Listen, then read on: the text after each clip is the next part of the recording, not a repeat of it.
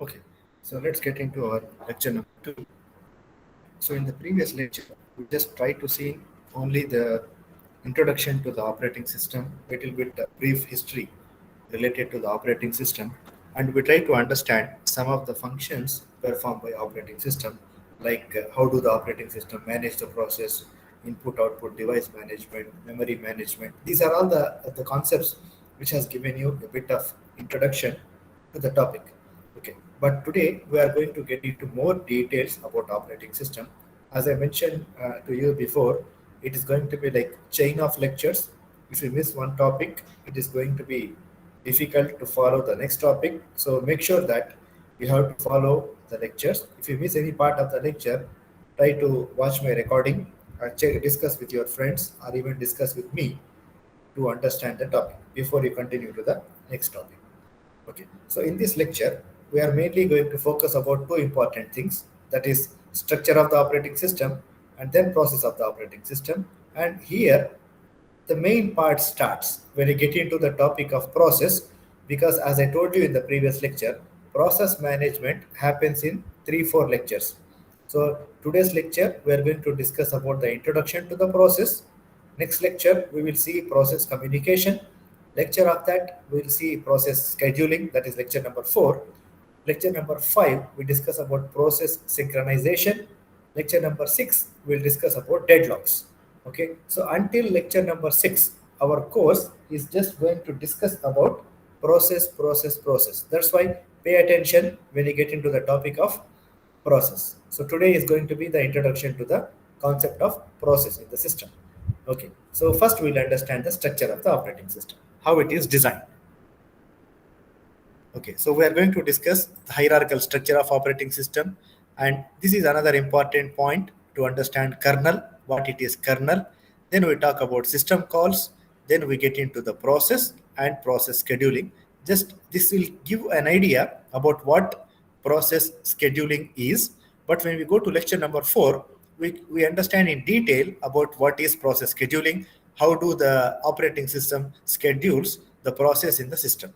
Okay, so these are the main topics for today. So starting with the structure, the operating system is designed, or the computer system is designed in such a way, different systems follow different approaches. So one such kind of example is layered approach. If you can look at the picture here, there are different layers starting from layer 1 to higher layers, 3, 4, 5, 6, 7 different layers. But what we need to note is layer 0 is the computer hardware. Okay, and each layer has its own functionality, like this layer can communicate with the hardware, and the layer above that, layer number 2 for example, communicate with layer number 1. So how these layers are designed, we are going to understand. So each layer has got a specific functionality. Okay, so layer 0 is our hardware. Then here we might be having some operating system related functions that communicate with the hardware. Then here we'll be having some other related functions communicate with that. So we have different kind of layers. This is called as a layered approach. Okay, so what we have, different layers, we call them as levels, each built on top of each other. Okay, and the layer 0 is going to be the hardware. So what we have did here, we bring something called modularity. What do we mean by modularity? Breaking down the big system into small parts. What we did here, we break the whole system into small areas, which means we divided the whole system into small layers or levels. This is called as modularity. So layers are selected such that each uses the functions and services of only the lower level layer, which means this user interface layer, which is the top level layer, can communicate with the lower layer which is below that. Here, if there is a layer number something, it will communicate with the next level. So another level. Like I give the college example. Okay, the top level in the college, okay, the top level layer in the college, for example, is a deanship. Okay, so dean, for example, I just want to give a general example. Dean does not come and say, okay, to the student directly, okay, have you taken the class? Have you taken the quiz? So kind of communication will not happen. If anything the dean wants to know, the dean will follow some layers. Okay, so after the dean, sometimes we have assistant dean, because everyone has got a different job to do. Okay, so if any student related issue, the dean does not call the student directly. Okay, he will say, okay, the assistant dean, can you please check what happened with that student? Okay, then assistant dean again, higher level. Yeah, so assistant dean does not talk to the students directly. They say head of the department. They say head of the department. They say, okay, there is a problem in the department in your particular course. Can you please check? Okay, then the head of the department know that this student is studying with a particular teacher. So here the next level is teacher. Then he will call the teacher and say, okay, in your course, or maybe the student who is studying with you, teacher or maybe advisor. Okay, so the head of the department, let's ignore teacher. He will call advisor and say, please check with your student. There is a problem. What is going on? So the advisor will meet the student and discuss what is going on. So if you understand, this is layer approach. Okay, so each layer or each level can interact with the level which is below. So assistant dean can interact with the level below. Head of the department can interact with the level below, and the teacher will interact with the level below. So likewise, the layer approach is designed in such a way that one level of layer follows the next level of layer. Okay, so is that clear, students? This idea, the levels of the layers. Yes. Okay, so let's move on. So different operating systems, there are different approaches. Okay, now what exactly we want is, we want to follow in the operating system something called hierarchical structure. What we have seen already. We want to follow a kind of a hierarchical structure. What is hierarchical structure? We want to divide the computer system into properly into different layers or into different modules. I am going to use the word module because of the modularity. Okay, what we want to do, we don't want to have an operating system like one system. We need to properly design into different layers or different modules. Okay, and here what we want is all the system and application programs. Okay, you are already now into your second year. Can someone in the class tell me the difference between system programs and the application programs? You might have heard this many times in Introduction to IT, Principles of Information Systems, other courses. What is the difference between system programs, application programs? Because we need to have, or we need to know the distinction between system programs and application programs. What is the difference? Students, anyone?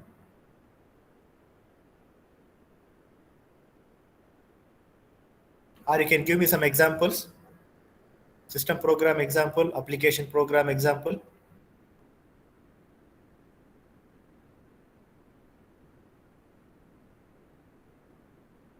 Application programs like WhatsApp, Google. Okay. So application programs like WhatsApp, Google, or if you talk about computer, we use application programs like Microsoft Office, Word, Excel, PowerPoint, Google Chrome. These are the application programs which we are using every day in our life. Okay, application programs. Okay, please understand. Maybe all of you know the difference, because I don't say that you don't know the difference. You know the difference, but sometimes you cannot express it. You cannot tell it. Okay, so what is the application program? Application programs are made for the user, and the system programs are made for the system, the computer system. What are the examples of the system programs? Like operating system. So what is the role of the operating system? Without operating system, the computer does nothing. So without operating system, the computer cannot understand how to handle the memory, how to handle the process, nothing it can do. So we need operating system, because to operate the system, we need operating system. In the same way, we have some utilities. Like, we want to do backup. We want to say, for example, drivers. Like if you want to install printers or any other devices, we need to install the drivers. Or there are some softwares called compilers. Okay, have you heard about compiler or interpreter Yes. in the programming, right? Yes. Okay, so what is the compiler? Actually, it compiles the source program into the computer language so that the computer can understand. So all these are the examples of the system programs which are actually used by the system. Application programs used by the users like Microsoft Word, Excel, PowerPoint, it is not a benefit for the computer by having Microsoft Word, Excel, PowerPoint. Who is going to get the benefit of this? It's the user. Like I get the example WhatsApp. WhatsApp is not for the mobile phone. It is used by us for sending and receiving the messages. So if the programs are used by the user, we call them as applications or application program, or if it is having involving the computer or the use of the computer, we call it as a system program. Now what exactly we want? We want to have a difference between which is the system program, which is the application program, which is the kernel program. I will tell you what is kernel in the coming slide. Kernel is very important concept in operating system. Okay, so kernel is like a manager in operating system. So what kernel does, like a job of a manager, it manages every operation of the computer. Okay, so why exactly we want to do? Because we are discussing about something called modularity. What do we mean by modularity? We need to divide these programs into different levels. Okay, so first level is going to be applications. Second level is going to be system programs. Third level is going to be kernel programs. And fourth level is going to be the computer hardware. What we want here, we don't want the computer, to mix up with everything. We want to divide it in a proper way into different level modules or different level division. Okay, that's why we want to identify which softwares are application softwares, which softwares are the system softwares, and which programs are the kernel program, so that we can put them into different level layers. Why do we need to do that? Okay, so here, for example, imagine I just put in a different example here.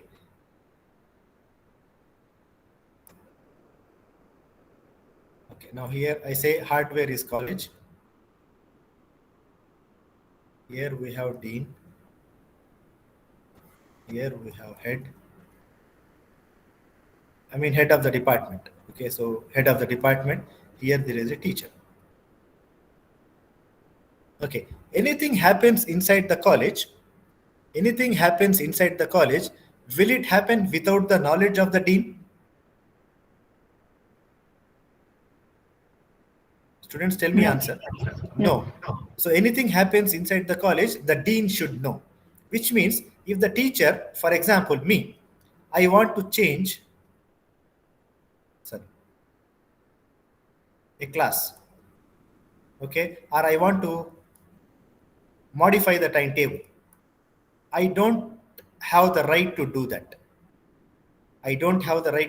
Because I cannot take any decision inside the college. What I am doing inside the college, I have been given the timetable, I have been given the number of students. You registered in my course, I know my students, I know my course, I am running the course. What I can do, only I can conduct the quiz according to the date. I am free to choose the dates, I am free to talk to my students. I know what I can do. But if you want to make any major change inside the college, I cannot do that. What I have to do, okay, if I want to change the class, I have to tell to the dean. Okay, sorry, head of the department. Because directly I cannot go to the dean. I will tell to my head of the department, Mr. I want to make some change. Then the head of the department is going to talk to the dean. Now, finally, the dean is going to make the changes in the college. If you understand this example, we are following some protocol, we are following some structure.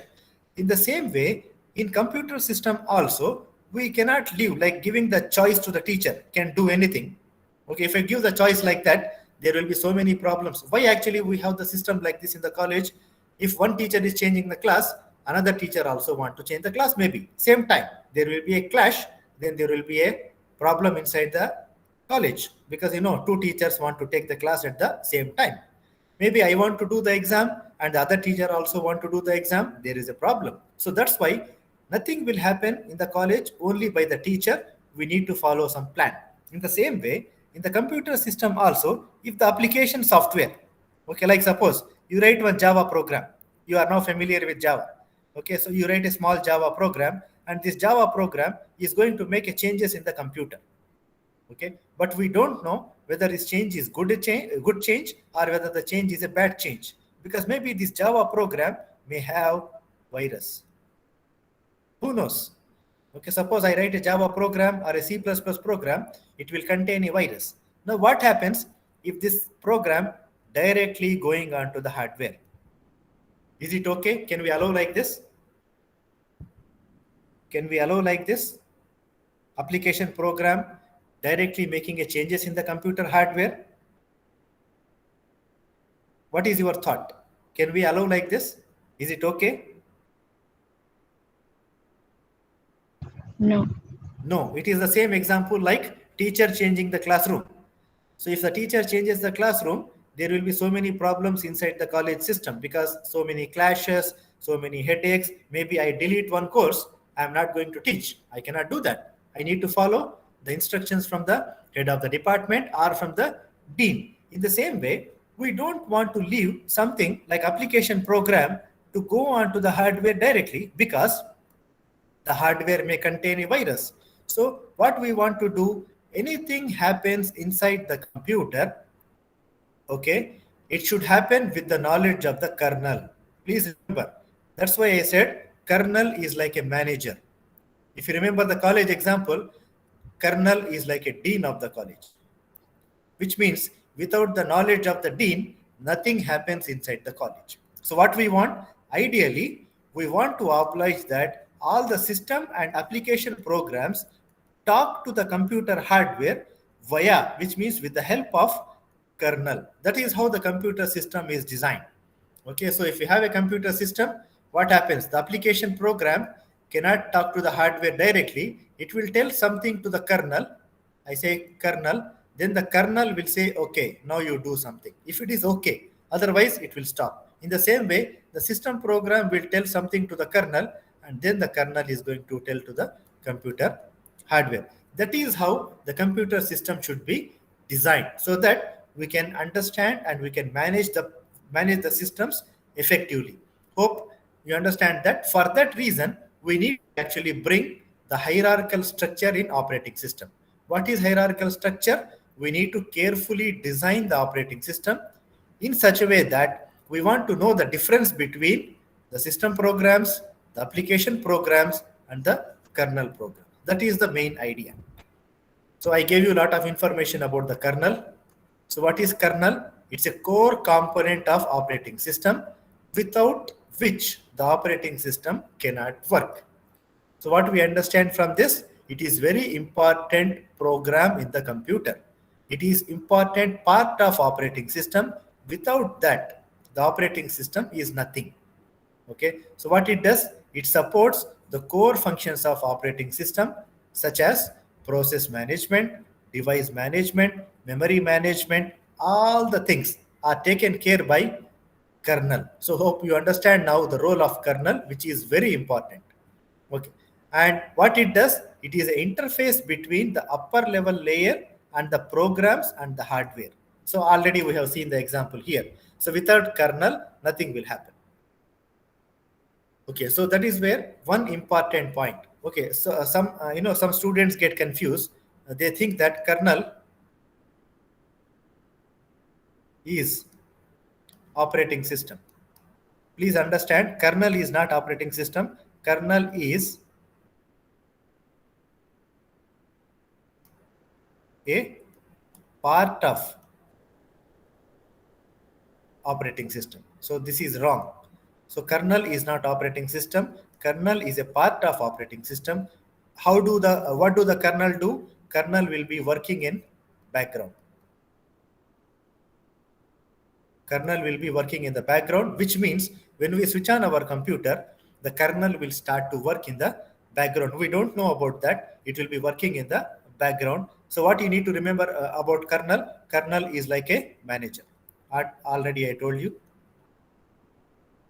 manager. So what it does, it's going to handle everything in the computer, like the dean. Remember the example of the dean.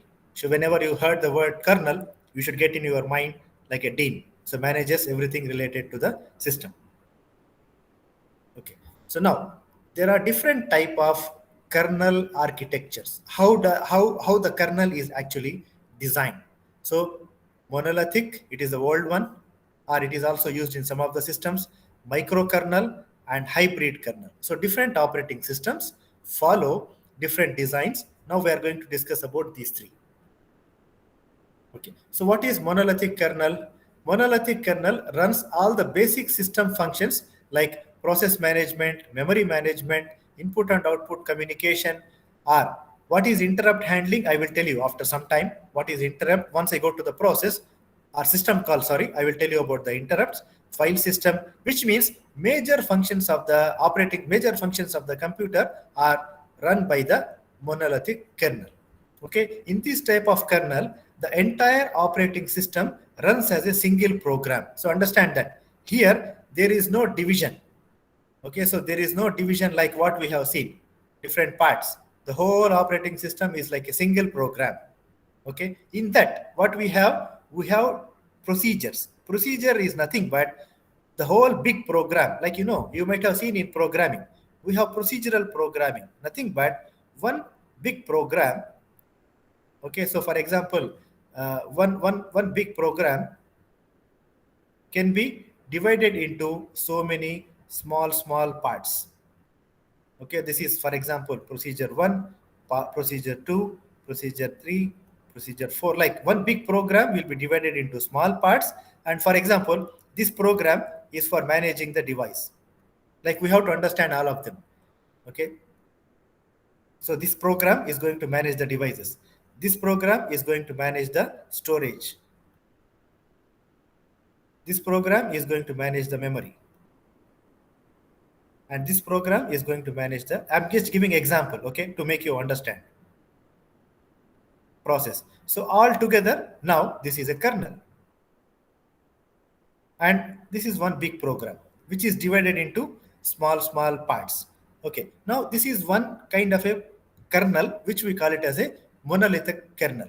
Okay, so now you can see here, I will just read the definition. In this type of kernel approach, the entire operating system runs as a single program in kernel mode. You can see the whole thing is now work in a kernel mode. The whole thing is now called as an operating system. The operating system is written as a collection of procedures that are linked together into a large executable binary program. Okay, so now you can see this is one small program, this is the second program, all together is linked to make one big program. So that will work as a executable file in the computer. So this is the design of monolithic kernel. Okay, now what is the advantages of this? The execution speed is faster because it's one big program comparing to microkernel. What is microkernel? I will explain in the coming slides. Okay, microkernel is another design. We understand that we have monolithic, microkernel and hybrid. Now we are talking about only monolithic kernel. Okay, so what is microkernel? I will tell you in the coming slides. So in order to write monolithic kernel, less code is required because this program is going to be very small, altogether kept in one big program. So the code is very less here. The program is very small.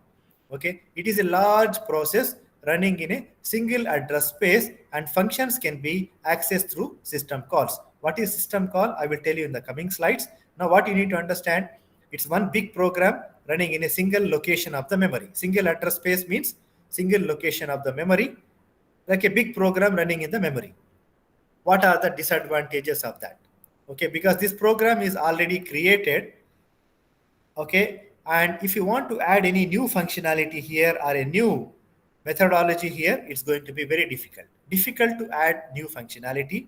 If a service crash, for example, if there is any problem in the device, okay, so here there is a problem in the program. One device is not working and there is a problem here, which make the whole system to crash. So this is not a good design. Sometimes it happens like that. Normally they don't design in this way, but for example, if one particular area crashes, the complete computer gets crash. Okay, if a service crash, the whole system collapse in monolithic kernel. So examples of this: Linux and Unix. They make some changes, so don't worry that is Unix going to crash like this. No, they make some design changes in the Linux and Unix. Okay. Now, how the Unix kernel architecture can consist? So they divided into two parts. The Unix operating system contains two parts: system programs, kernel programs. We already seen what is system program, what is kernel program. Okay, so how do it happen? You can see this. There is a difference.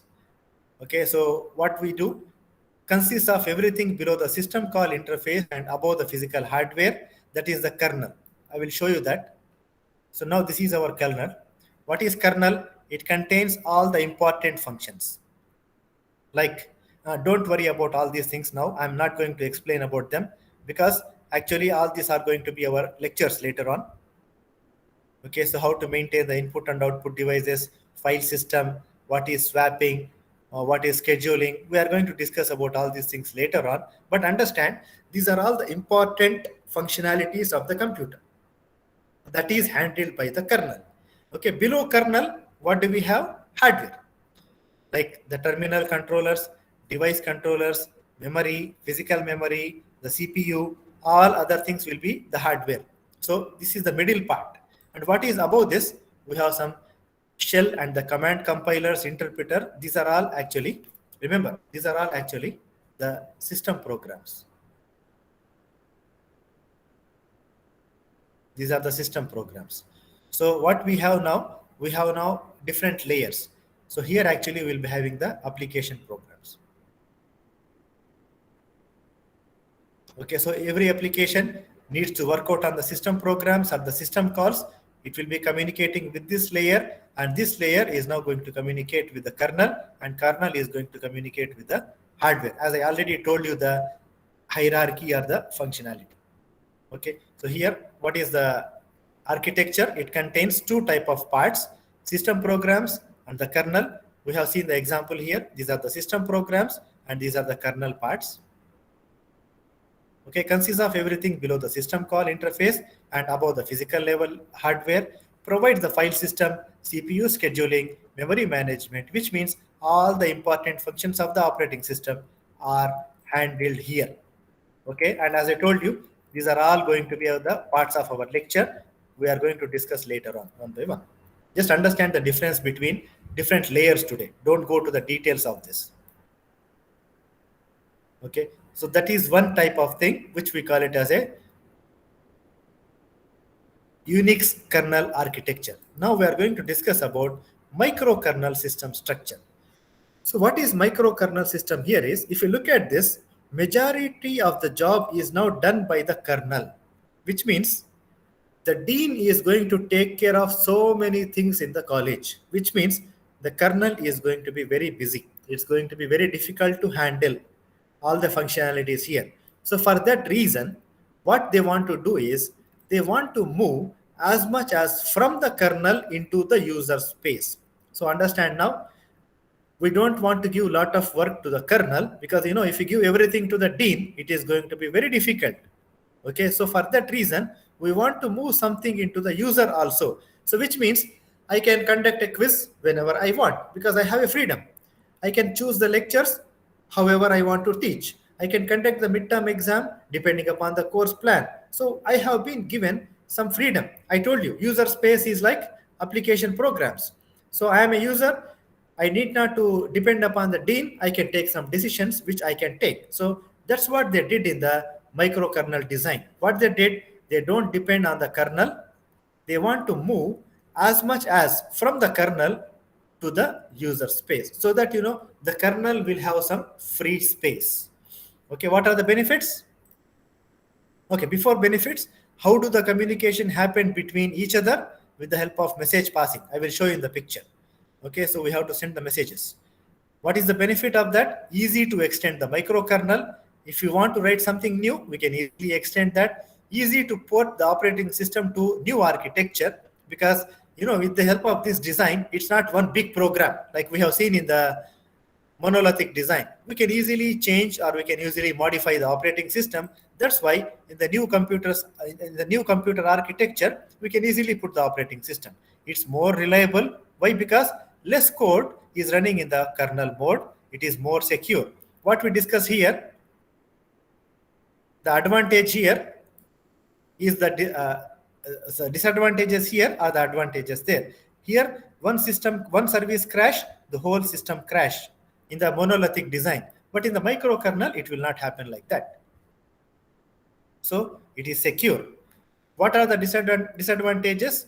Performance overhead of the user space, because user has to take lot of decisions. That's why here it will be a little bit slow for the user, and we will be having a lot of communication. So this is the design. Now if you can see the file system, the device drivers in the previous design, actually this is the part of kernel here. The drivers, the file system, and so many other things, the input and output device management, most of the things comes under the kernel. But now we move that into the user space. That is what is the user mode, device drivers, file system. Some responsibilities from the kernel has been put onto the user mode, and some important jobs are taken care by the kernel, like CPU scheduling, memory management, process communication is taken care by the kernel. So this is microkernel, not like monolithic design. And how do the communication is happening between this? With the help of messages. This is we have read here. Communication takes place between the user modules and the user modules using message passing. The program will send a message, then we get a message. Like we are going to communicate with the help of messages. And then we have the hardware. Here also you should note one point. The application program or the user program cannot go directly to the hardware. It will come with the help of kernel only, but we have some freedom here. So this is microkernel design. So who uses this? GNU Mesh and Minix. These are all the different kind of example operating systems. Now we have something called hybrid. We understand there are some problems in the monolithic kernel. There are some problems in the microkernel. Okay, because what are the problems in the microkernel? Overhead. Performance overhead of the user space to kernel space communication, because some work has to be done in the user space. So we take the benefits of both and remove the problems of both to create a hybrid system. Okay, it's a mix of both microkernel and monolithic kernel. You can see it's a combination of microkernel plus monolithic kernel architecture used in the computer system. This kernel approach combines the speed and simpler design of monolithic kernel with the modularity and execution safety of the microkernel. So who used this design? Microsoft. So Microsoft, Microsoft NT, this is one of the operating system. Maybe some of you don't know this. This is the old operating system, Windows NT. It was called as Windows NT, new technology operating system. And normally what we know, Windows 10, Windows 12, Windows 7, or Windows Vista, some operating systems from Microsoft, they use this design, which is hybrid. Okay, so which is the combination of both of the systems. Okay, now we need to understand another important aspect of the operating system, which we call it as a system call. So what is a system call? Just keep, make it simpler. Remember it as a system program. Anything happens in the computer happens with the help of a system call, which means if I want to open the file, if I want to close the file, if I want to read something from the printer, remember system call is actually for activating hardware, working with the hardware. Okay, so for example, I'm a programmer. Now tell me, you should give me the answer for this. You have experience in Java. How do you write the output statement in Java? Can you give me the example? I want to print something in Java. What is the command? System.out.println. Okay, I got the right answer. System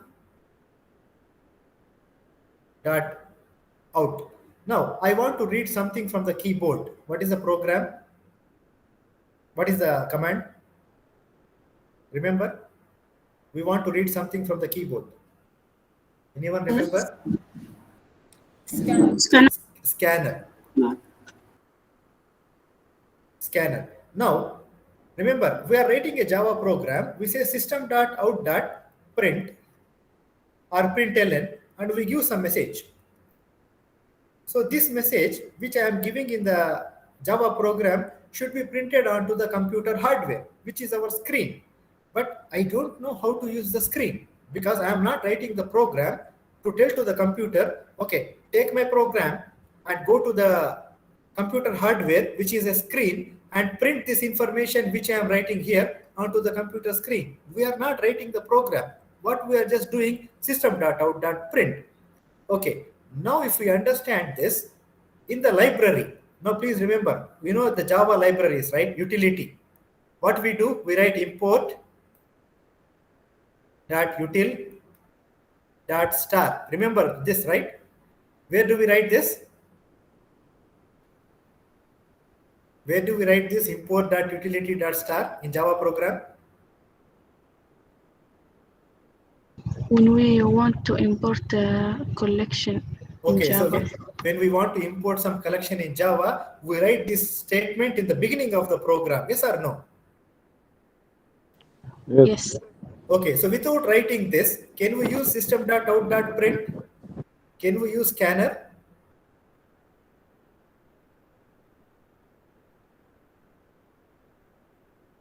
Remember, when we write this import statement, actually what we are doing, we are actually importing, remember,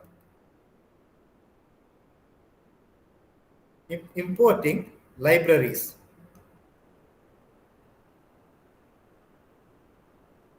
What kind of libraries we are going to import? We are going to import some system functionality inside our Java program, like example system dot out dot print. Now, how do the information which let me put it in a proper way.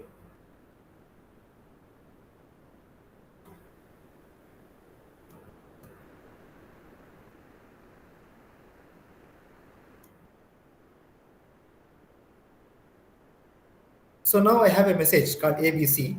This information should be printed onto the screen. Now, whatever the program is needed to take this data and go to the hardware, which is the screen of the computer, and to show this message onto the screen, that program is already written in this library called system.out. Okay, what we are doing now, we are downloading this library called system.out by writing import statement. Now, the program for taking the data, which is ABC, from our program to go to the screen and print on that screen, where is this program? This program is actually available in the library. That's why we are going to write the library by writing, we are going to import the library by writing import.utility or whatever we want. Okay, so these are all called as, remember, these are all called as the programming interface to the services provided by the operating system. So how do we do that? They are written in the same language as a kernel. Normally, the commands are written in C language. So these are the set of system calls termed as the programmer's interface to the system. So one example is system.out.print. If I want to access the screen, I want to print something. What is my interface? My interface is system.out. If I want to read something from the keyboard, my interface is scanner. Okay, so understand that these are all called as libraries, and these libraries are called as APIs, application programmer interface. With the help of this APIs in Windows, we can access the computer hardware and we can use our program to access the computer hardware. Same thing we can do in the Unix also, that is called as POSIX API. What is API? Application program interface. With the help of this API, now to remember what is API, these are all like libraries, which we use with the help of import. That's why we are writing so many import statements in the beginning of our program. Import this, import that, import this library, import that library. Why? Because without the help of these libraries, we cannot access the system. We cannot access the computer hardware. We cannot access any part of the system. That's how we, application programmers, are getting the help from the libraries to print something or to get something or to use the computer hardware.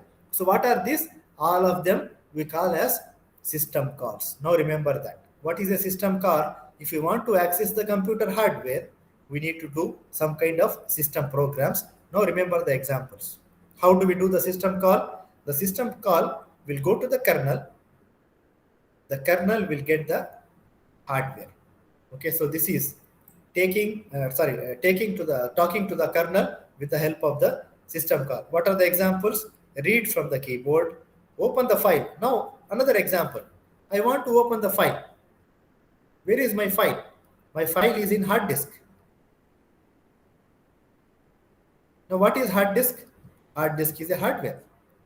Okay, so I cannot go and say with my Java program, put my data into the hard disk. What I have to do? I have to use the library. The library is the system call. The system call will tell to the kernel. The kernel will go to the hard disk and then it will write some data or it will bring the data from the hard disk. This is how the system programs or the system calls work. If you look at the picture, you should understand one important thing. Even the system call cannot go to the hardware directly. It will go to the kernel and then kernel is going to get the things done in the hardware. So see the examples of the system call. If you want to create the process, if you want to delete the process, if you want to stop the process, if you want to restart the process, if you want to cancel the process, everything is done by the system call. Remember, these examples are very important. Okay, working with the files. I want to open the file. I want to close the file. I want to read the data from the file. I want to write the data into the file. I need to have the system call. I want to work with the device. Okay, I want to use the keyboard. I want to request the keyboard. I want to use the keyboard. After completing, I need to release. I can read the data. I can write the data. If it is an input device, we read the data. If it is an output device, we write the data. Okay, if it is a hard disk, we can read, also we can write. So working with the devices, we need the system call. Housekeeping. Housekeeping is like cleaning. You know, sometimes we delete the files. Sometimes we clear or say we are going to, organize the files with the help of date and time. Okay, sometimes we manage the files with the help of attributes, like we have the files, read only files. Okay, and sometimes we can write files, we can delete files. These are all some kind of attributes. So we can set some kind of cleaning or understand. I don't want to use the word cleaning here.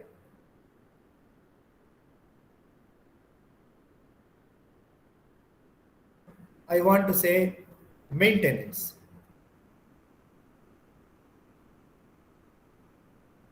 Maintenance work. Like, we want to open some files depending upon a particular date and time. We want to, set some attributes of the file like read only files, write only files, or we can delete some files. So all depending upon management of the files. All done with the help of the system calls. Communication. If you want to communicate with the computer, okay, so one computer want to communicate with another computer, or one process want to communicate with another process, we can set up the links, we can send the messages, we can receive the messages. If you look at all of them, they are all called as the system calls, which means most of them are the system functions. System functions, which is involving the hardware. So all these things involves the hardware. If you want to work on this, we need to take the help of the kernel, as we have seen in this picture. So to work with the system call or the system program, we do with the help of the hardware. Okay, now these are the examples of the system call. Okay, so don't memorize them. We are going to see some examples later on in the lectures. Okay, so if you want to work with the process, create process in the Windows. In Unix, there is a command called fork. I will show you some examples. And if one process want to close, it is called as exit. If one process want to wait, it is a wait. Okay, like create file, like open of a file, read the data from the file, write the data to the file, close the file. Okay, in the same way, there are different examples. Okay, so we are going to see some examples in the lab later on, so don't worry about them. I will give you some examples. Also, in the different lectures, I will give you what do we mean by PID, sleep, what do we mean by reading, writing. We'll see about that later on. Just some examples here. Okay. Now what happens here? The user application, I gave you the example. Suppose user application, example Java program. Okay, a user application, I want to open a file. Okay, so what happens? The user application will create a system call. The user want to open a file. Then the system call will tell to the kernel. Okay, the kernel will go understand what is to be done, implementation of the open system call. Then when the file is open, then it will return to the kernel and then it will go to the user application. So this is how everything happens with the knowledge of the kernel. Okay, so this is how we have system call API. I told you what is API already. Executable program. So it has got library of functions. Like I gave you the example, system.io or scanner, whatever it is. We need to bring the libraries. This is where we use the import statement, so that this library will come into our program. And then we have the system call, then we have the kernel, and then we have the hardware. Okay, so hope you understand with my example how do the relationship will happen with APIs and operating system. Okay, now we are moving to the next concept called process. Okay, so before we move on to the process, the concept of process, let's take a break of 5 minutes. Then we are moving on to the new concept of process. Just take a break of 5 minutes, then we will continue on that. Take a break, relax.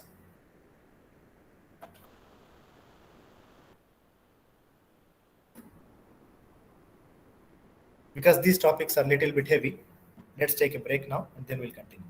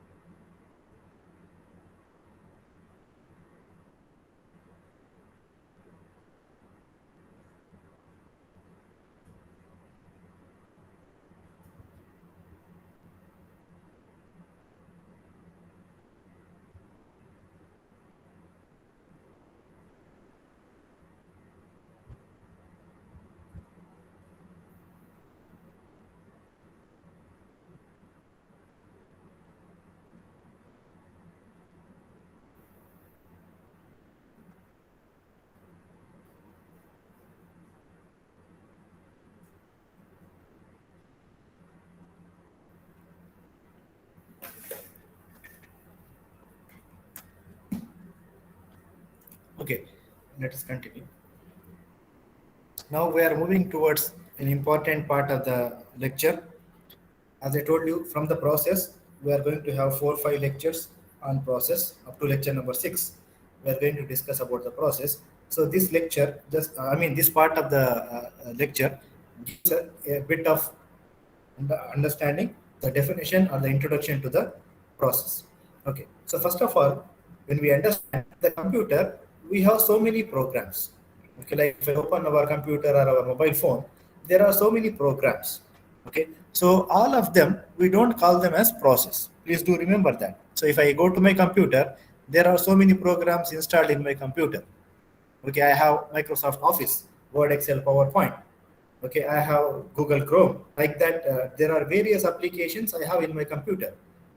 They are all not called as process. Please do remember. What do we mean by process? The process means the programs which are now executing. Okay, the process are the programs which are now in execution. So process execution must progress in a sequential process, which sequential fashion, which means there are particular steps which the computer will take care for creating the process. So how to start the process, how to close the process, how to allocate the memory to the process. So it's like a sequential way. How do the operating system executes this process? First, please keep in your mind what is process. Process is a program in execution. Okay. Now, one thing you need to keep in mind: PCB. PCB stands for process control block. I will just write down here.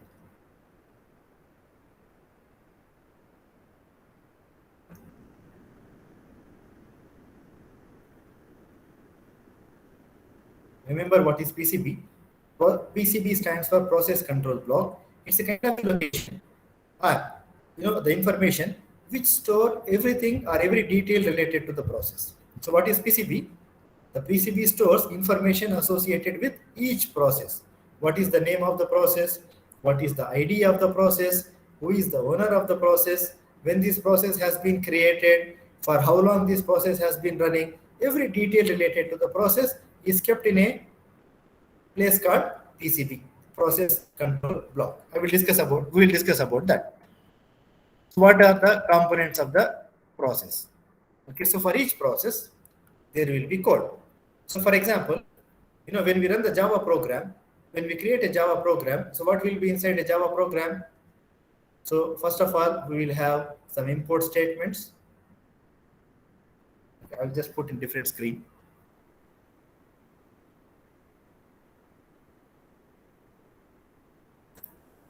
Okay, so if you look at an example of a Java program,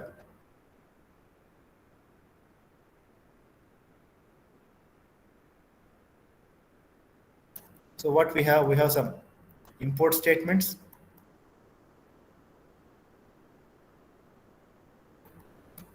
Okay, and we have our main program.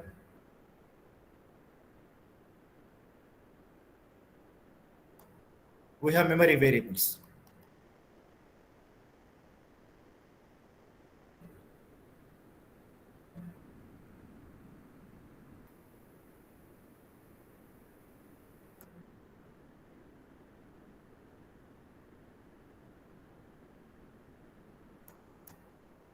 Something like that.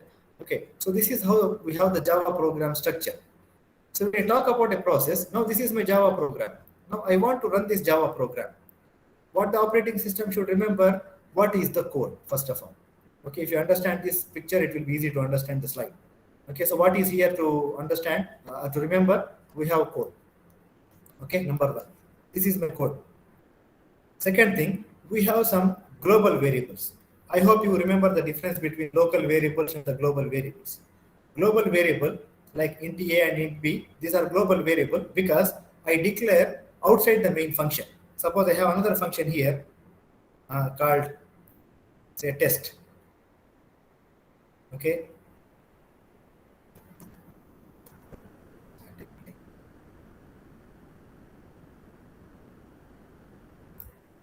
Okay, so I have a test function. So I hope you know the difference between local variables, global variables. I don't want to go to the programming.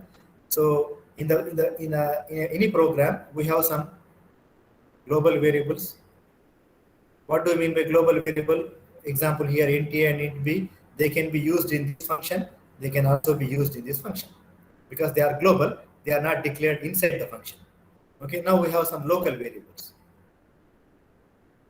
Now, what are the local variable? Example, character A and integer K, L. They are the local variables because they are declared inside the main function. They can be used only inside the main function. They cannot be used in the another function, which is a test function here. So, if you look at any system or any program, these are the parts we will be having.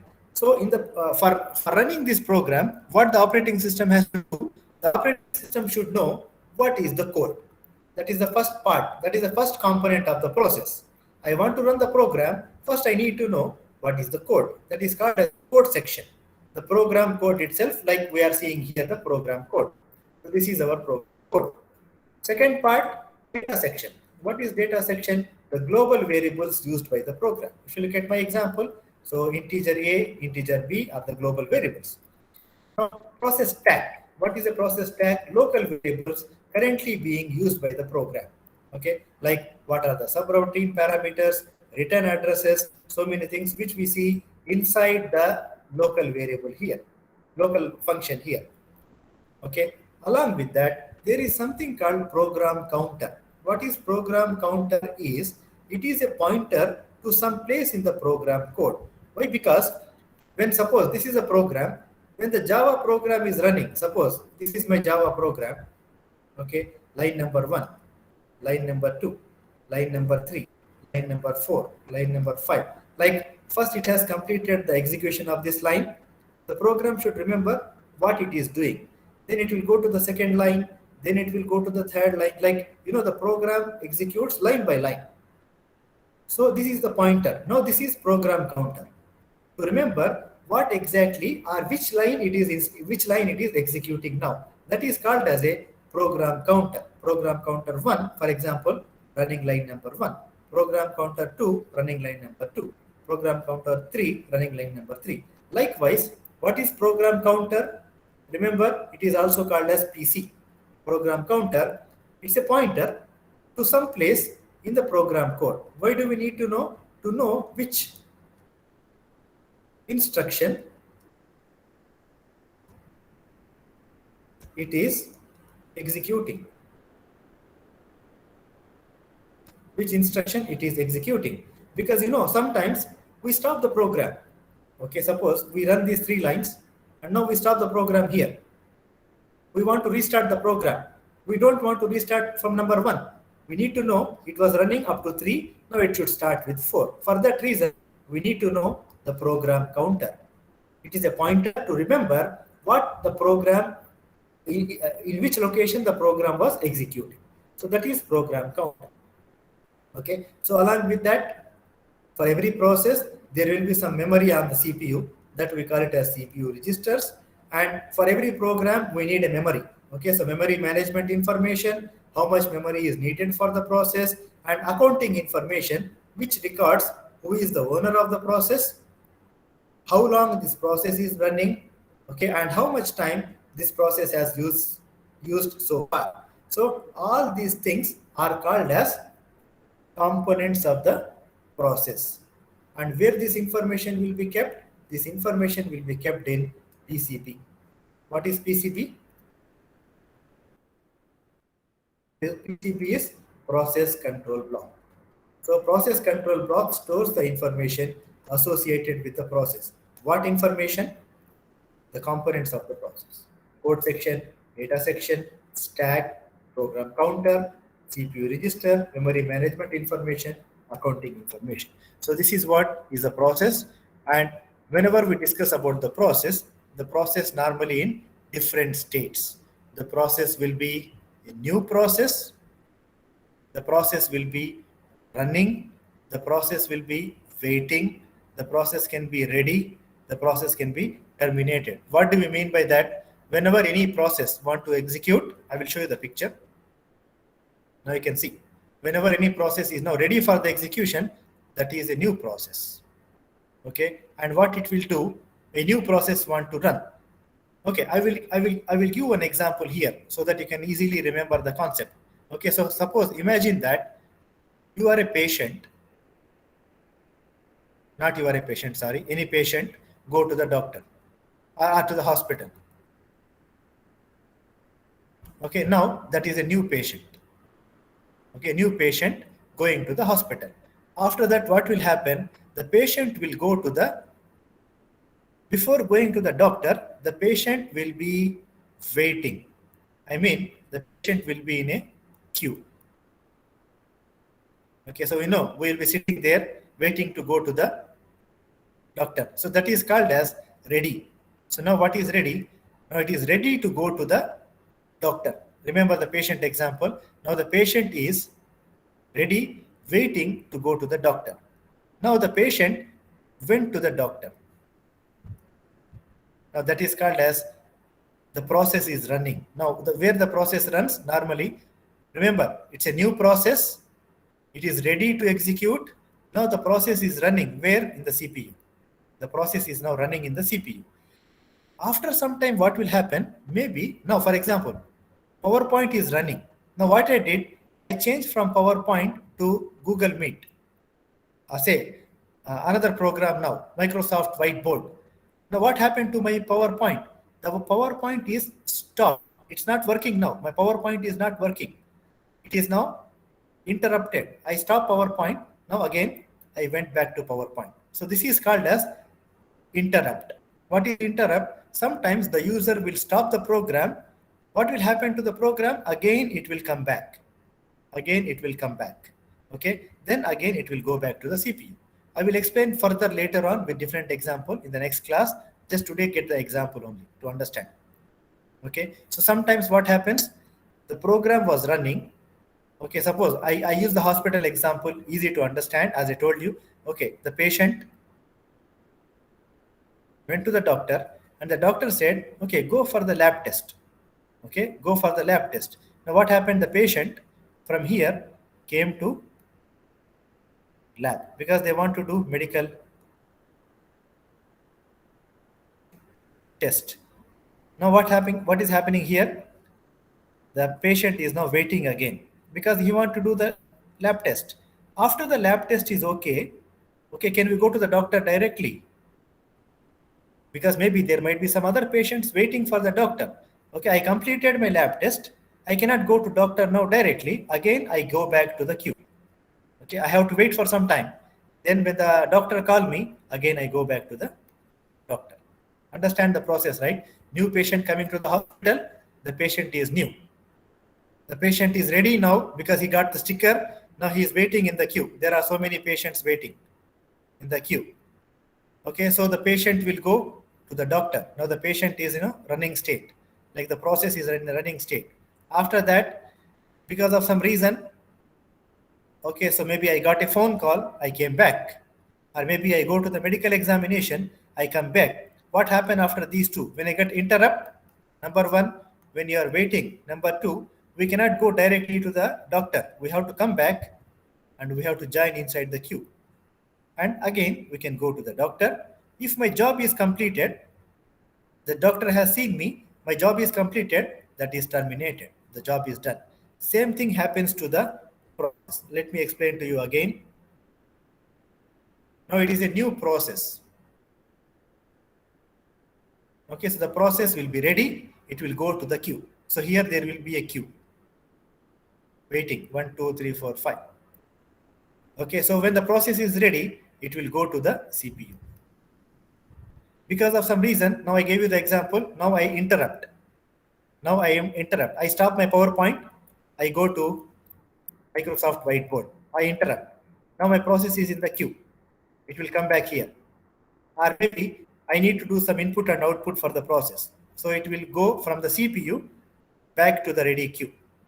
Okay, once the job is done, again it will go to the CPU. If the job is completed, then the job will be terminated. So this is how the process will be working in the system. This is called as a process state. These are all the states. The process can be new. The process is being created like a new patient. Okay, running. Now the instructions are being executed, which means now the patient with doctor. which means the doctor is now seeing the patient. Sometimes because of some reason, the patient may be waiting. The process is waiting for some event to occur, like input or output or any other thing. We are waiting. Okay. After that time, I told you what is ready. Ready is this. When we are ready to go to the doctor or the process is ready to go to the CPU. That is called as a ready. There is a difference between new and ready. New means first time we came. Ready means we are now ready to go to the CPU. That is ready. If the process has completed the job, that is called as terminated. The process has finished execution. So these are all the states of the process. Okay, hope you understand the point. How many slides we are left with? Okay, so we are left with few slides. Scheduling. Okay, I will do one thing. I will stop with that for today. Okay, so the scheduling part I will explain to you next class. Is that fine? Because we have time, as I said, we are going to continue the lecture. Today, I will stop with this point because I know I want to explain it a good example about scheduling because lecture number 4 is about scheduling. So today we'll stop with this slide. So next week when we come back, we will continue from here. Okay, students, is that clear? Okay, Mr.